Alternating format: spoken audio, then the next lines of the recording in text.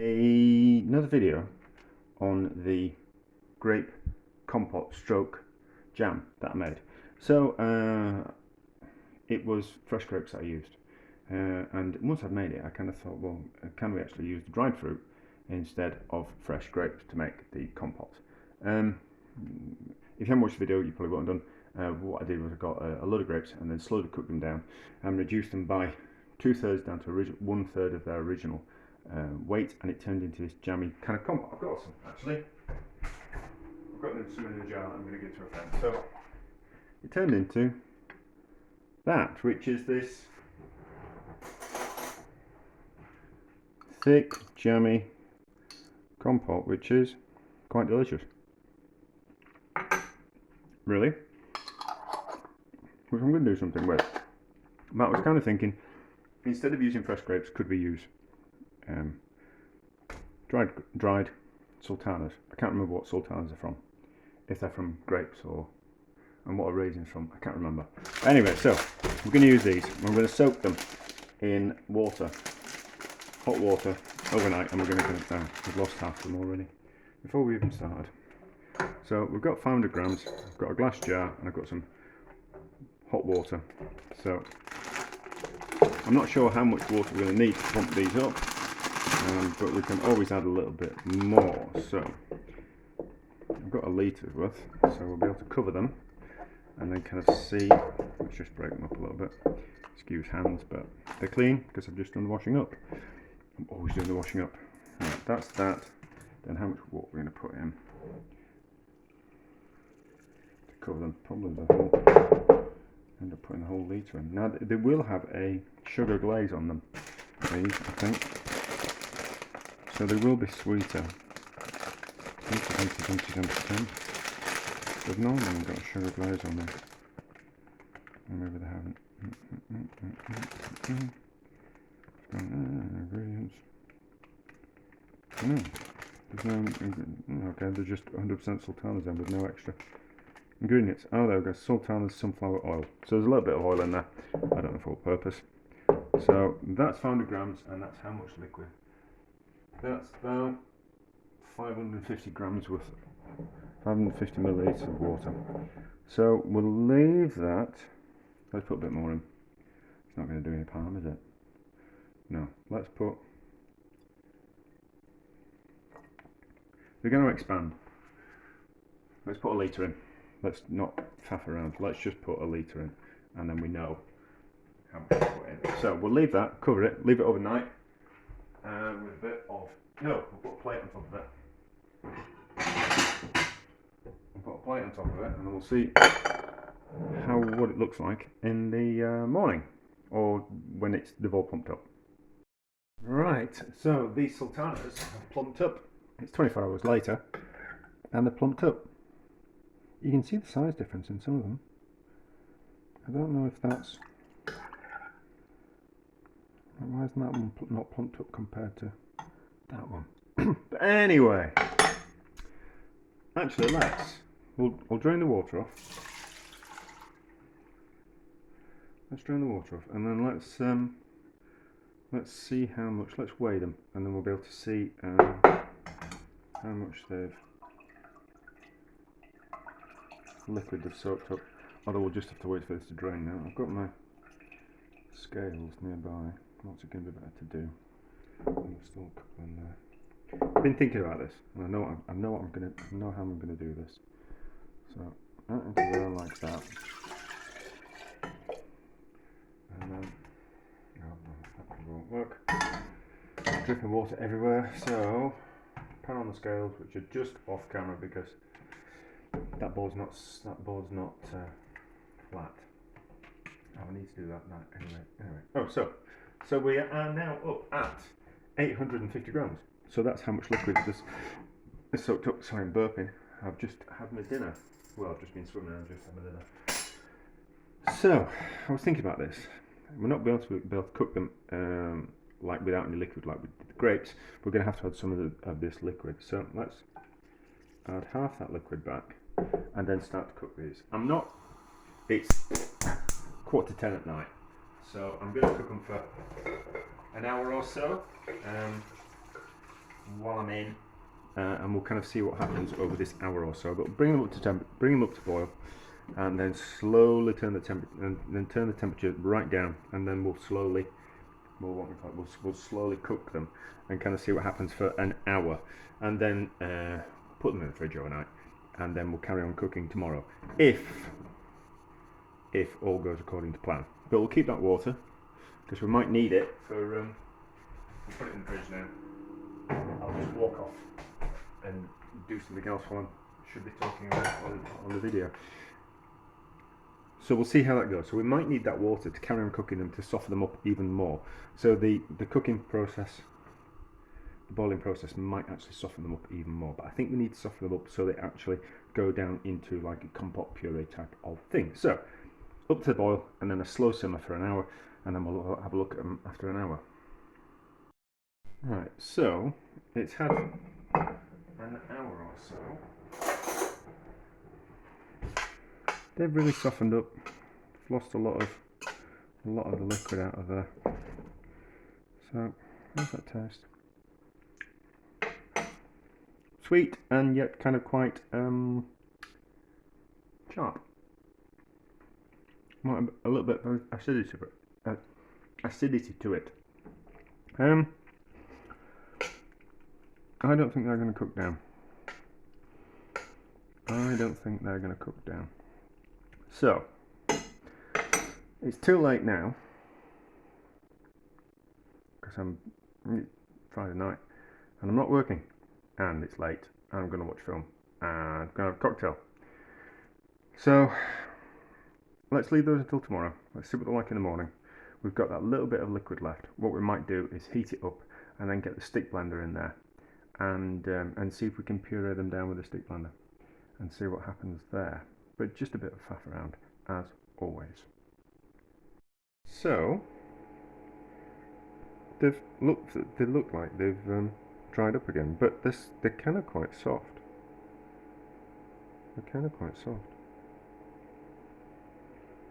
Yeah, it's certainly a lot softer to eat. So, what I'm going to do?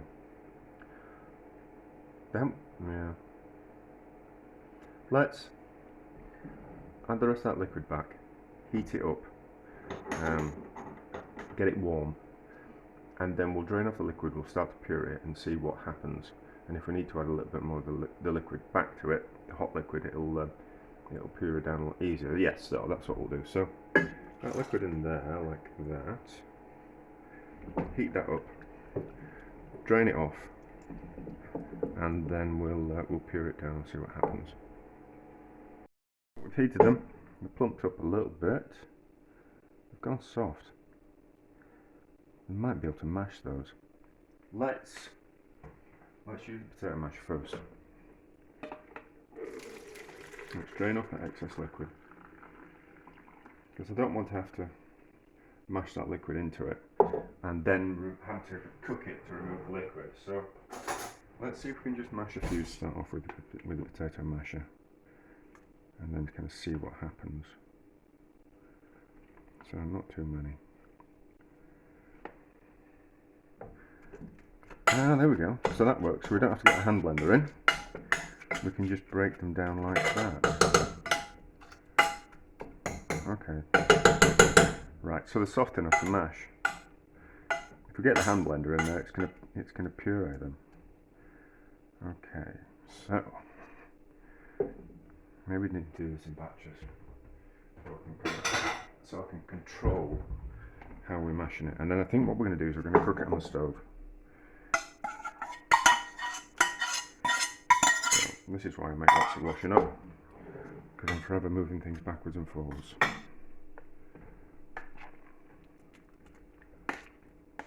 See, if we put too much in, I won't be able to kind of control how much I mash things.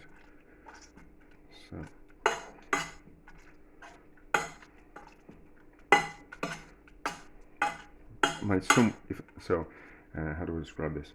So if I was to put more in, not all of them would mash. Some of them would just squish up next to each other and not kind of mash. So smaller batches So there's more of a chance of them all getting properly mashed. And that will do for that.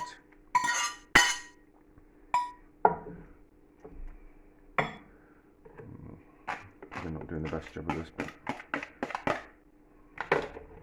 I'll use the excuse of we're only playing around.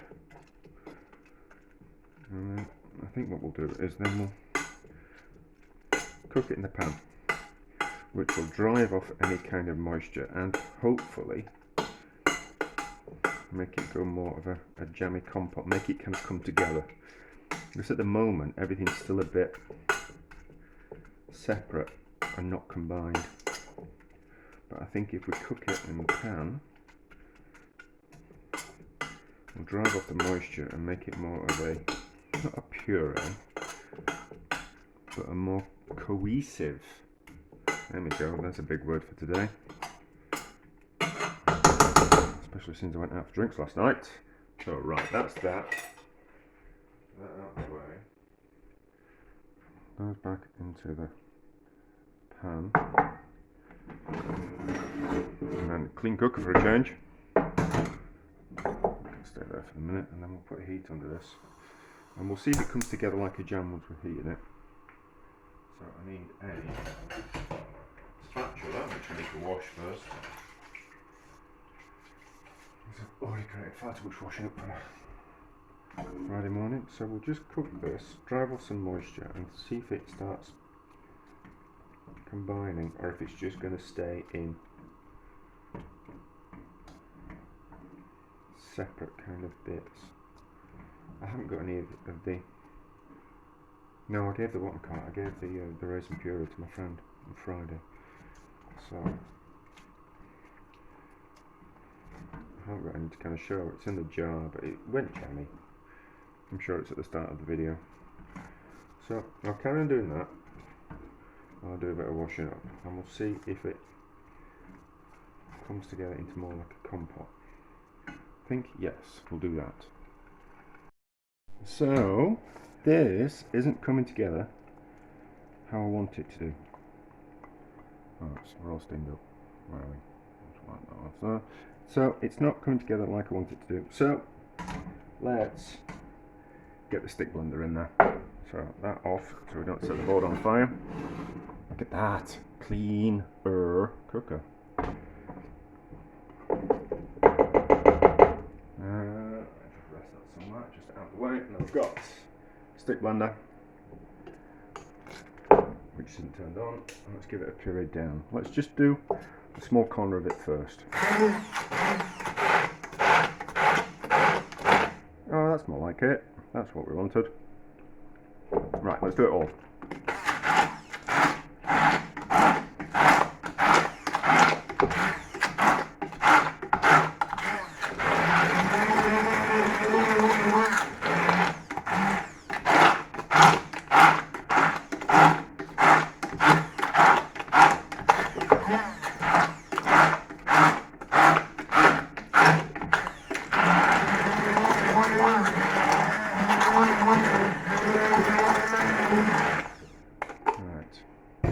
So, because that's plastic and that's metal, we don't bang plastic on metal, we bang plastic on our hands like that.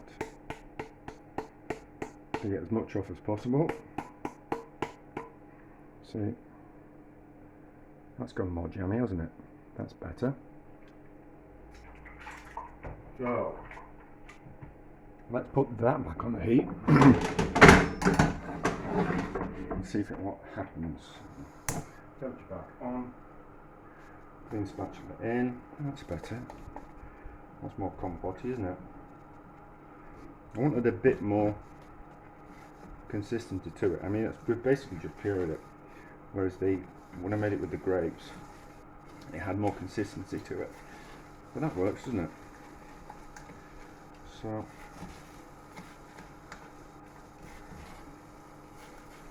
that's okay.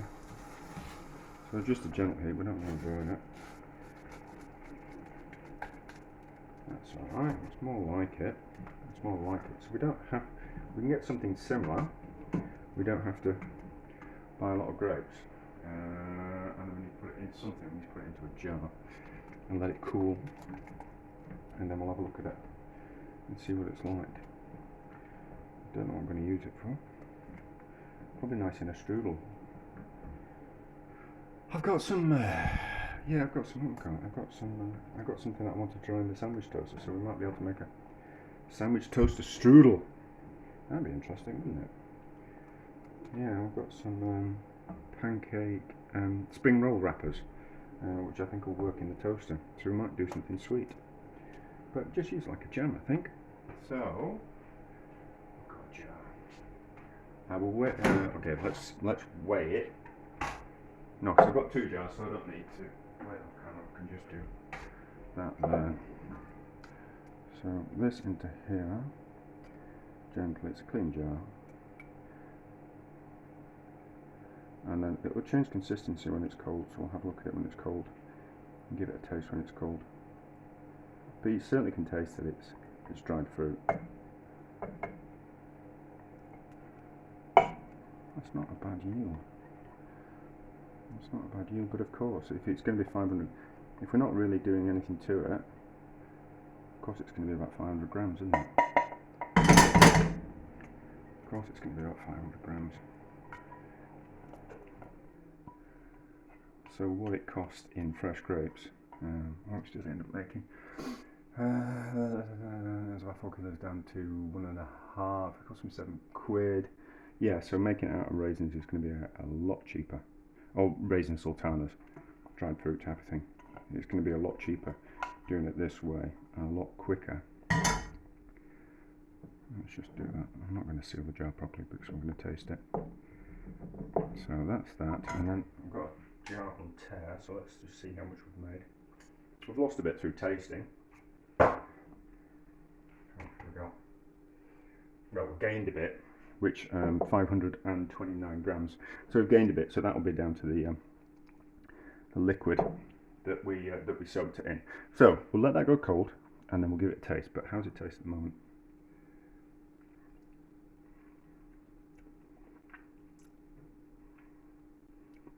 That's nice. That's nice.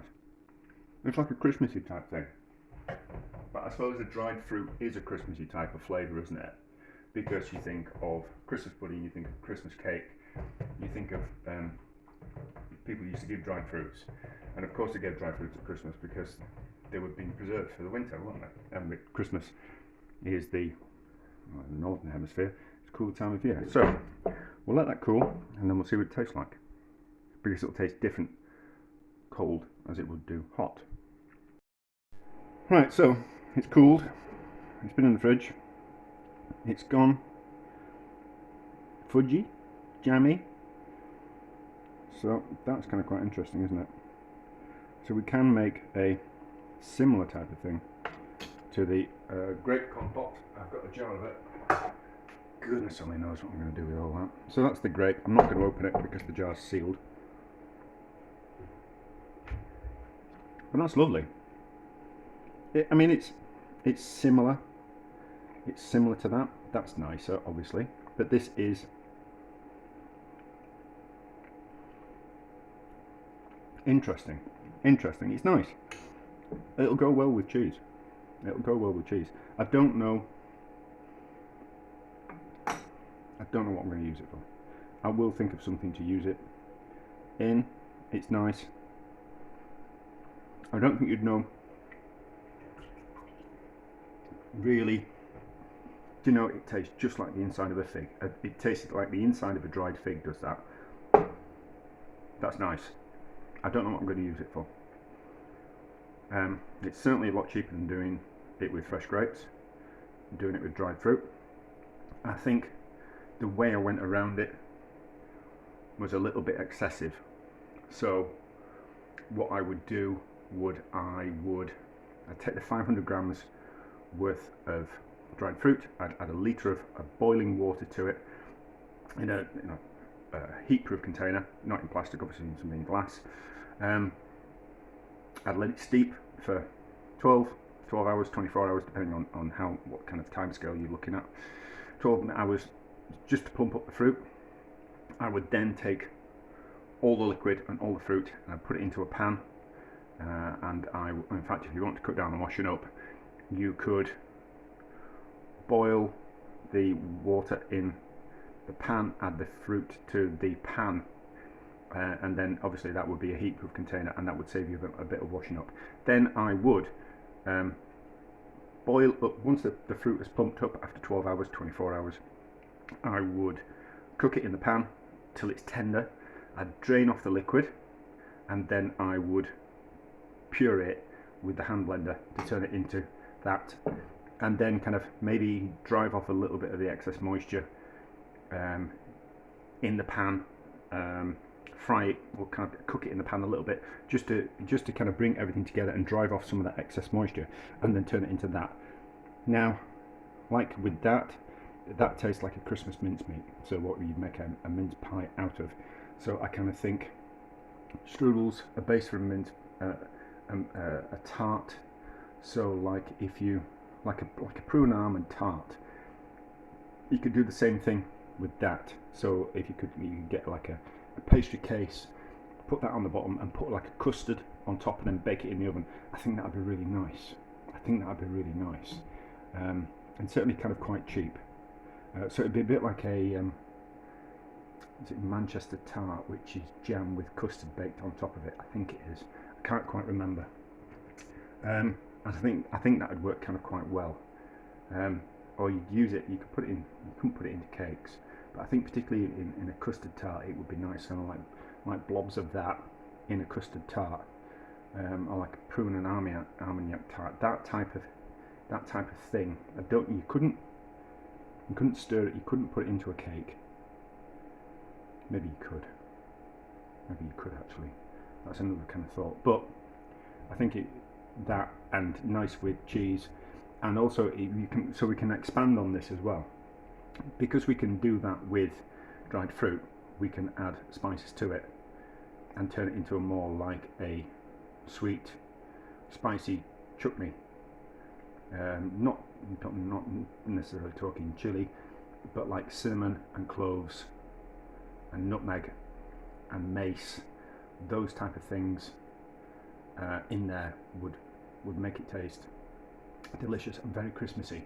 And then you could have that with as an accompaniment to cheese, or still do the pastry things with it. So interesting, it works. Someone's probably done it before. I've probably seen the idea somewhere before, because there's no new ideas, but it works, it's interesting. I'll figure out something interesting to do with it. Therefore, a success.